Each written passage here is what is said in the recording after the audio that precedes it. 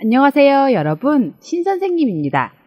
오늘은 팔과 생활 경제를 주제로 두 번째 단원의 대화와 어휘를 공부해 보겠습니다.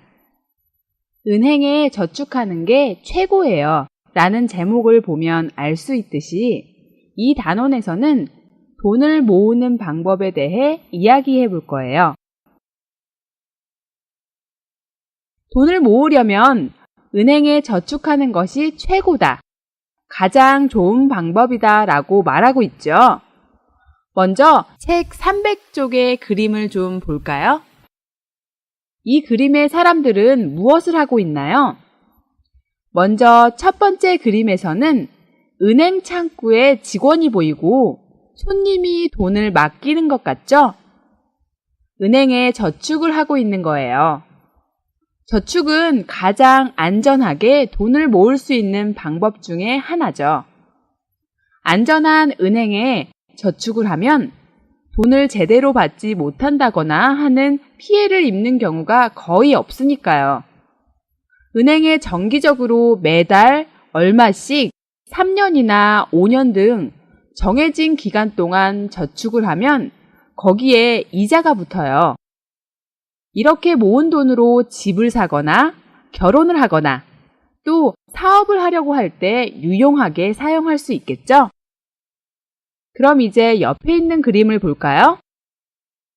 이 남자는 지금 증권거래소에 있나 봐요. 가진 돈을 주식에 투자하고 그 회사의 주식의 가치가 올라가면 그만큼 돈을 벌 수 있는 것이고, 경제 상황에 따라 그 주식회사의 주식 가치가 떨어지면 내가 투자한 돈의 원래 금액을 잃게 될 수도 있는 것이 바로 주식 투자입니다. 그래서 손해를 볼 수 있는 위험 부담도 크지만 반대로 짧은 시간에 많은 돈을 벌 수 있는 경우도 있어서 많은 사람들이 주식에 투자한다고 합니다. 혹시 여러분도 주식에 투자해 본 적이 있나요? 자, 그럼 다음 그림도 볼까요? 가정주부는 한 가정의 경제를 책임지고 있는 사람이라고 할 수 있겠죠? 이 주부는 가계부를 써서 지출을 관리하고 있네요. 가계부를 쓰면 돈이 얼마나 들어왔고 또 어디에 얼마를 썼는지, 쓸데없는 부분에 돈을 낭비하지 않았는지 살펴볼 수 있겠죠. 이렇게 하면 다음에 소비 계획을 세울 때 돈을 좀 더 계획적으로 지출하고 낭비를 하지 않을 수 있기 때문에 이런 방법으로 돈을 아껴 쓰면서 한편 더 많은 돈을 모을 수 있겠습니다. 꼭 주부가 아니더라도 이렇게 가계부를 쓰는 것은 합리적으로 돈을 쓰면서 돈을 모을 수 있는 좋은 방법인 것 같아요. 여러분도 혹시 가계부 같은 걸 써본 적이 있나요? 자, 그럼 마지막 그림을 볼까요?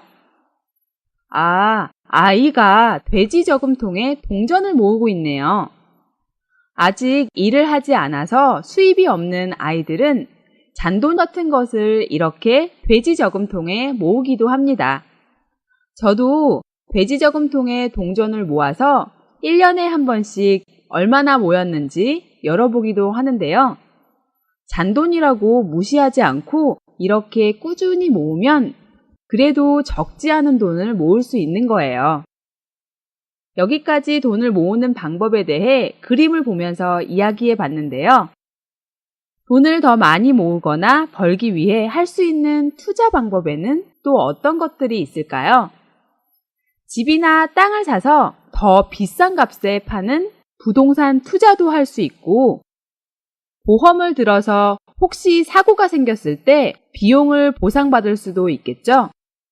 돈을 모으고 그 돈으로 더 많은 돈을 벌 수 있는 방법은 많이 있겠지만 자신의 상황에 가장 적합한 방법을 찾는 것이 중요하겠죠?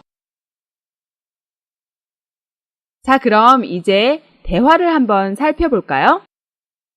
리에 씨와 민철 씨가 돈을 모으는 방법에 대해 이야기하고 있습니다. 먼저 대화를 들으면서 다음 질문을 생각해 보세요. 첫 번째 질문입니다.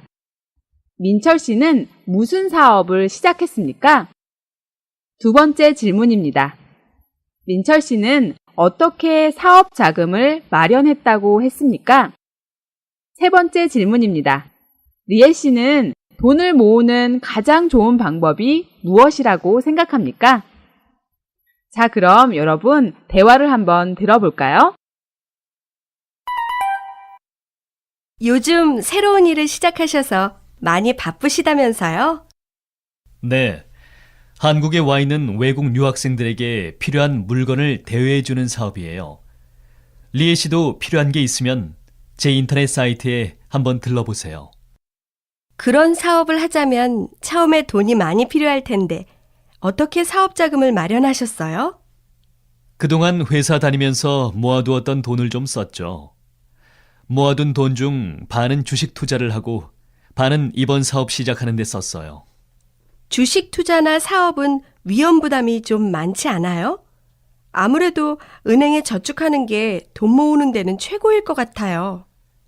은행 저축도 저축대로 좋은 점이 있지만 주식 투자나 사업만큼 단기간에 이익을 내기는 어렵지요. 잘 들으셨나요? 그럼 조금 전에 선생님이 질문한 것에 대답해 볼까요? 첫 번째 질문. 민철 씨는 무슨 사업을 시작했습니까?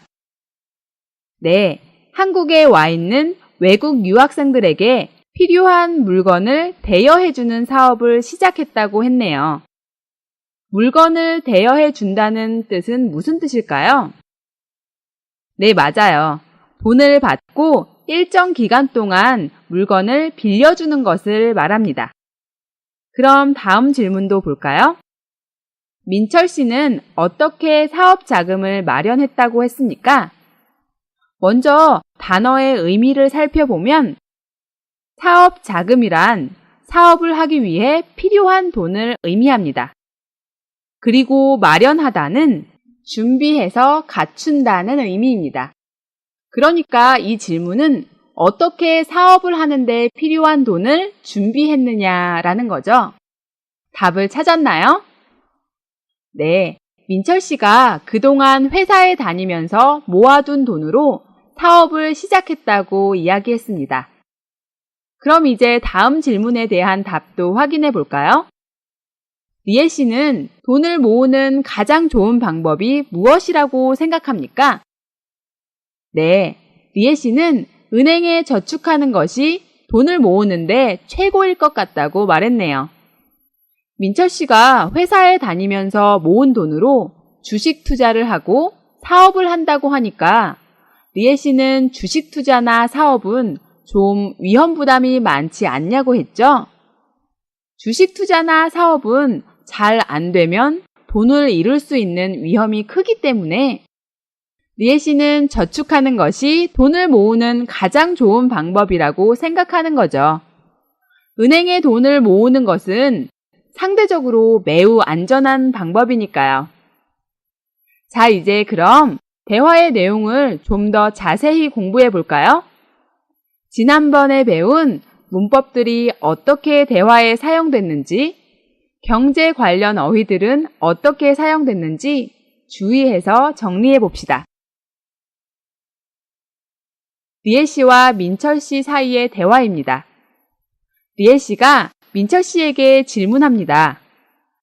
요즘 새로운 일을 시작하셔서 많이 바쁘시다면서요? 이렇게 대화를 시작했네요. 민철 씨가 새로운 일을 시작하면서 바쁘다는 이야기를 다른 사람에게 듣고 확인하듯이 질문한 거죠. 이 질문을 듣고 민철 씨가 자신의 사업 내용을 설명해 줍니다. 네. 한국에 와 있는 외국 유학생들에게 필요한 물건을 대여해주는 사업이에요. 리에 씨도 필요한 게 있으면 제 인터넷 사이트에 한번 들러보세요. 아, 인터넷 사이트를 통해서 외국인 유학생들에게 물건을 빌려주는 사업이군요. 외국에서 잠깐 살 때는 필요한 물건을 모두 사는 것보다 이렇게 잠깐 빌려서 사용할 수 있다면 더 경제적이겠네요. 여기서 들르다는 보통 지나는 길에 잠깐 들어가 머무르다의 의미입니다. 여기서는 민철 씨는 리에 씨에게 자기의 인터넷 사이트에 한번 방문해 보라는 뜻이겠죠? 민철 씨의 사업 이야기를 듣고 리에 씨가 다시 질문합니다. 그런 사업을 하자면 처음에 돈이 많이 필요할 텐데 어떻게 사업 자금을 마련하셨어요?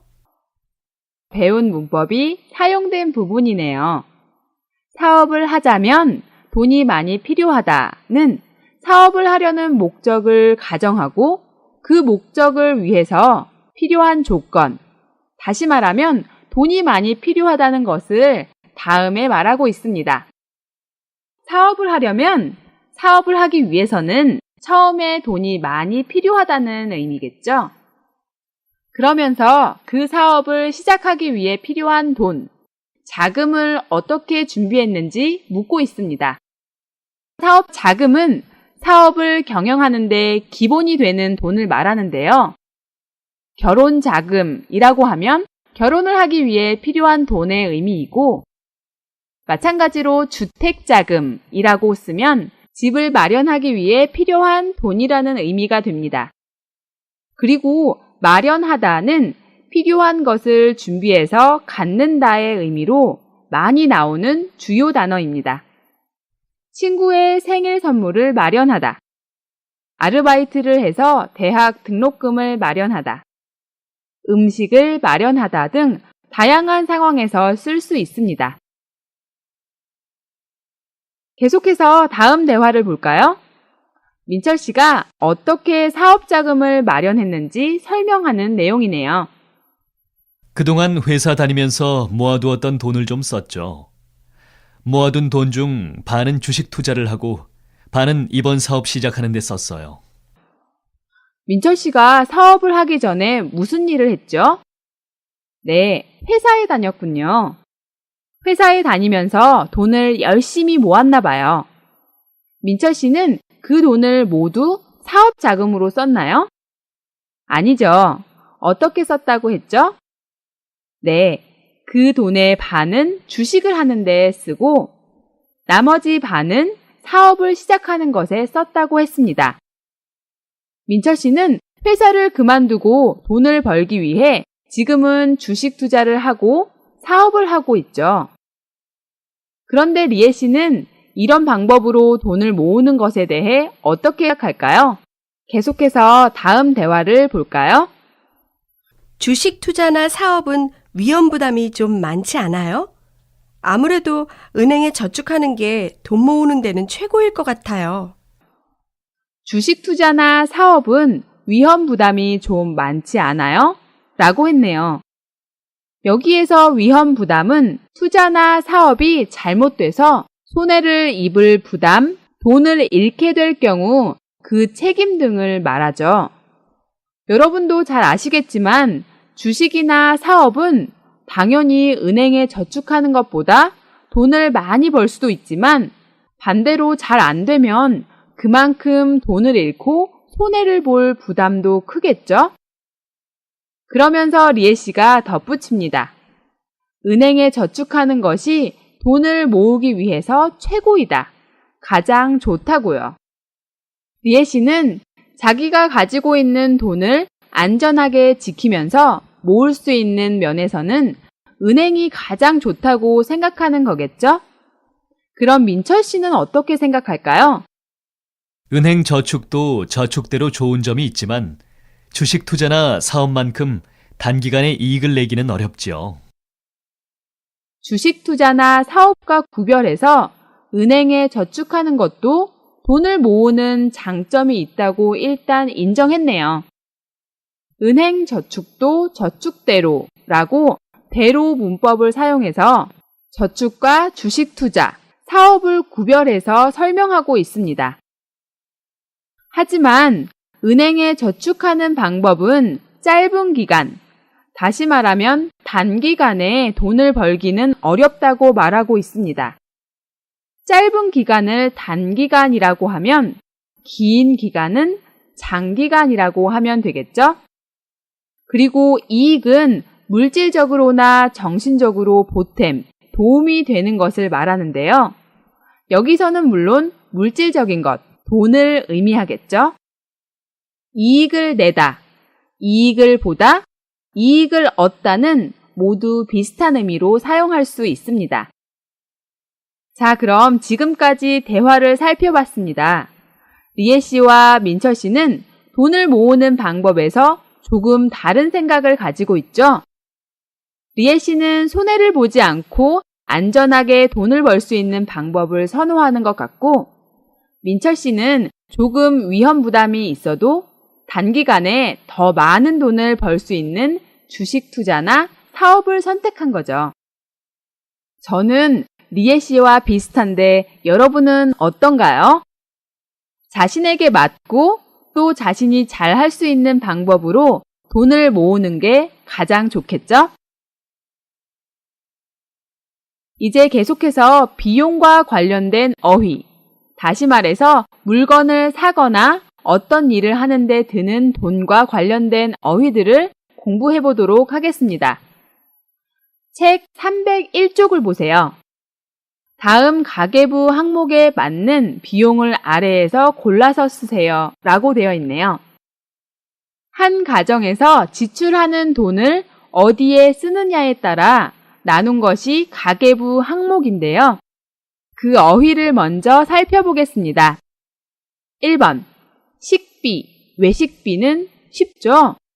쌀, 반찬 등 음식이나 식재료를 구입하거나 식당에 나가서 사 먹는 데 드는 비용을 말합니다. 2번, 교통비는 버스, 지하철 같은 대중교통비나 주유소에서 자동차에 기름을 넣는 비용인 주유비 등 자가용을 이용하는 데 드는 비용을 말합니다. 3번, 문화 레저비. 문화 레저비에서 문화비는 문화생활, 예를 들어서 책을 사거나 영화, 연극 등을 보거나 박물관, 미술관 등을 관람하거나 하는 데에 드는 비용을 말하고, 레저는 영어 단어인데요. 여가라는 의미가 있습니다. 그래서 레저비는 여가 생활, 예를 들어서 놀이공원에 가거나 여행이나 취미 활동을 하는 데에 드는 비용을 말합니다. 4번, 육아교육비. 육아교육비는 아이를 키우거나 교육시키는 데에 드는 비용을 말하겠죠. 예를 들어서 학원비, 등록금 등이 여기에 해당합니다. 5번, 경조사비. 경조사비는 뭘까요? 좀 낯선 단어일 것 같은데요. 경조사는 기뻐하고 축하할 일을 말하는 경사와 슬퍼하고 위로할 일을 의미하는 조사가 합쳐진 단어인데요. 한국에서 결혼, 돌 등은 경사, 누군가가 돌아가셨을 때 장례 같은 것은 조사라고 봅니다. 친지, 친구나 동료들에게 이런 일이 생겼을 때 함께 기쁨과 슬픔을 나누고 서로 돕는다는 의미로 어느 정도의 돈을 주는 것이 풍습인데요. 축하할 때는 축의금을 내고 장례식에 가서는 조의금을 내는데 이런 비용을 모두 경조사비라고 합니다. 6번, 세금, 공과금. 세금, 공과금 항목을 보면 세금은 국가나 지방단체가 필요한 경비를 국민으로부터 받아 모으는 돈을 말하고, 공과금은 국가나 공공단체가 국민에게 공적으로 부과하는 금전적 부담을 이르는 말입니다. 집이나 땅 같은 자신의 재산에 내는 세금인 재산세, 자동차에 내는 세금인 자동차세, 전화료, 전기료 등의 세금을 모두 공과금이라고 합니다. 7번, 저축 보험 항목은 은행에 저축하는 돈이나 질병이나 사고에 대비해서 넣는 보험료가 여기에 해당합니다. 보험료에는 의료보험료나 자동차 보험료가 있습니다. 8번, 건강의료비는 건강을 위해 지출하는 돈, 약값이나 병원 치료비 등을 말하겠죠. 각각의 가계부 항목의 의미를 정리해 봤으니까 아래 표의 항목에 맞는 비용을 표에 한번 넣어 보세요.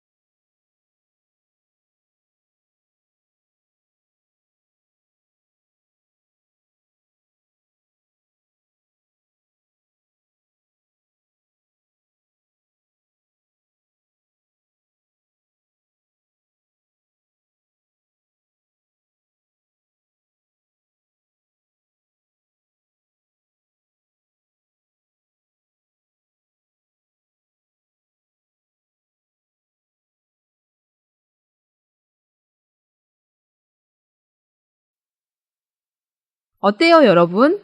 아래 표에 있는 비용을 나타내는 단어 중 새로 나온 단어가 있나요? 몇 가지만 확인해 볼까요? 주유비는 뭐라고 했죠? 네, 자동차에 휘발유나 경유 같은 기름을 넣는 비용이고요.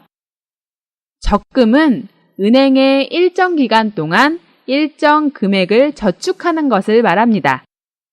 의료보험료는 다치거나 아플 때를 대비해서 의료비 부담을 줄이기 위해서 내는 보험료를 말합니다.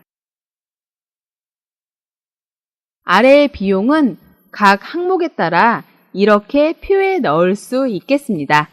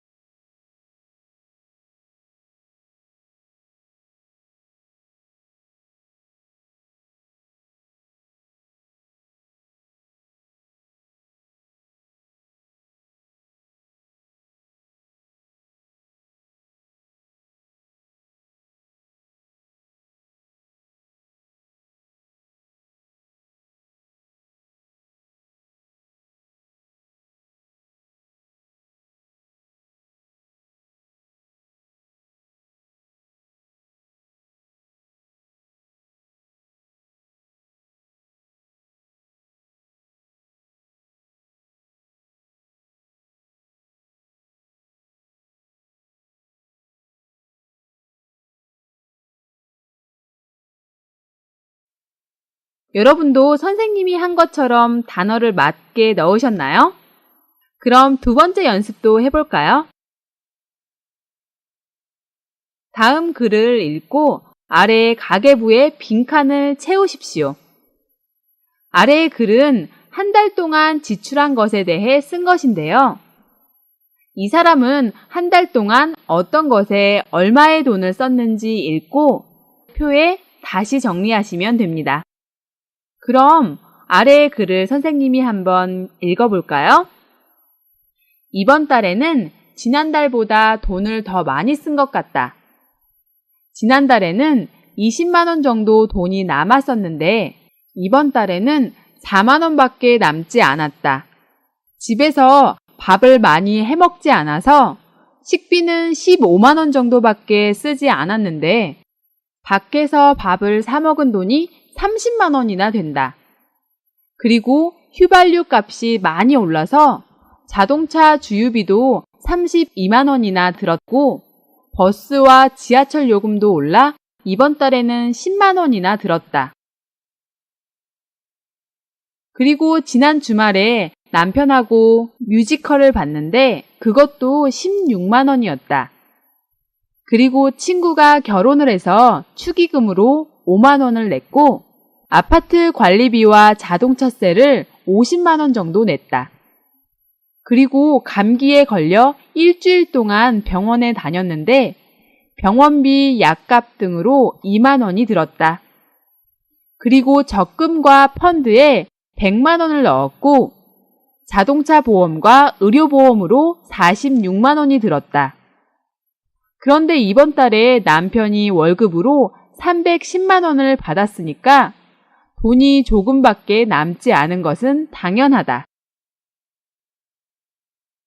자, 그럼 하나씩 다시 정리해 볼까요? 먼저 1번에 식비와 외식비는 얼마였죠? 네, 45만 원이었네요. 그리고 교통비는 42만 원.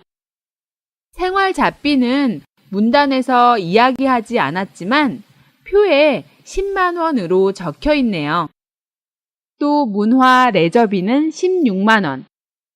여기에서 육아나 교육비에 대해서는 이야기하지 않았죠? 경조사비는 5만 원. 세금 공과금은 50만 원. 저축보험은 146만 원. 건강의료비는 2만 원. 기타 비용으로 10만 원을 썼네요. 그래서 총 지출은 326만 원입니다. 표 안의 내용은 이렇게 정리하면 되겠죠?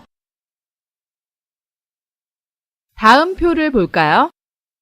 여러분도 먼저 해보시고 정보를 맞게 찾았는지 한번 확인해 보세요.